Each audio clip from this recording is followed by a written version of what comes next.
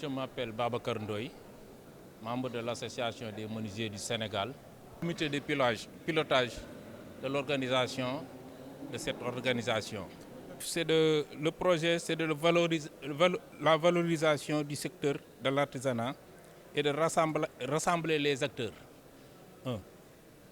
Deuxième point, la redynamisation de la filière des métiers du bois.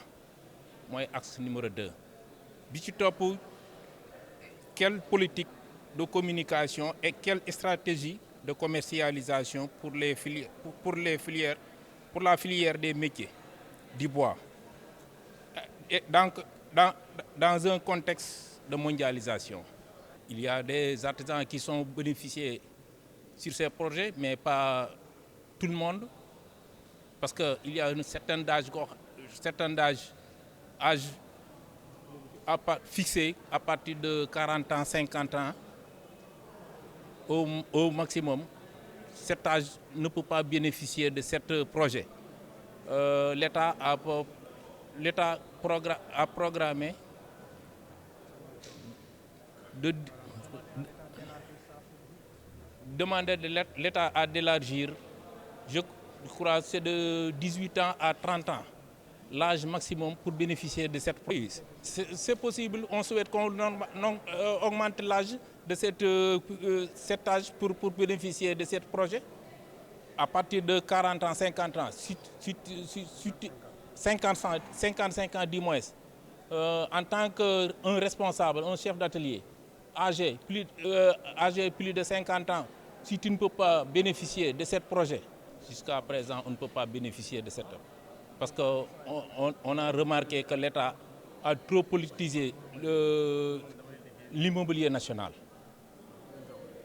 Pour y gagner, il faudra soumissionner ou bien rapprocher du ministère ou bien des collectivités locales telles que la commune pour pouvoir bénéficier de ces marchés.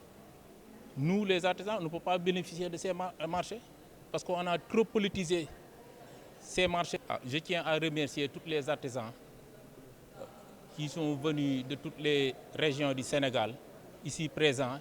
Et je tiens à remercier la presse et tous les membres de délégation qui sont ici présents, tels que les autorités et les chefs religieux qui sont présents ici.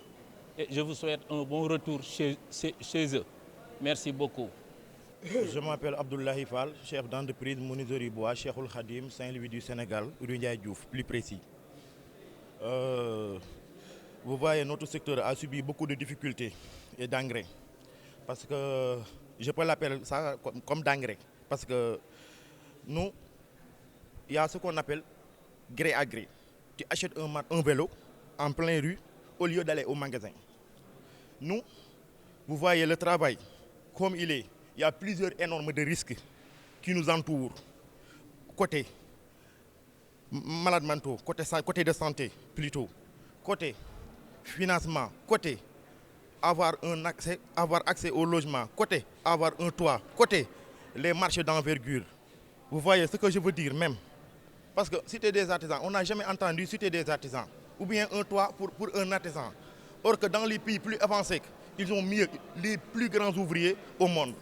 Donc, ce que nous lançons appel, M. Bassirou Diomaye Diakhar Faye, le président de la République de tous les Sénégalais, et son premier ministre, M. Ousmane Sonko, nous lui demandons de voir notre secteur qui est l'un des secteurs à corriger. Parce que notre secteur informel doit être formel. Notre secteur informel doit être formel. Auparavant, quand j'étais en Mauritanie, là, les entreprises gagnent bien leur vie là-bas. Parce qu'il y avait des embauchements. Or que chez nous, on ne peut même pas embaucher un artisan. À cause la fin justifie les moyens. Il faut que l'État retrouve ce qu'ils doivent pour mieux organiser les choses. Parce que pour les marchés table-banc, il faut les donner par des artisans de métier. Côté formalisation, il faut formaliser les artisans, etc., etc. Donc, on a commencé cette journée depuis ce matin et nous sommes tous presque épuisés et fatigués. On ne sait même pas quoi dire à cause de la fatigue qui nous entoure, mais je ne peux pas arrêter sans même solliciter M. Diagne, l'homme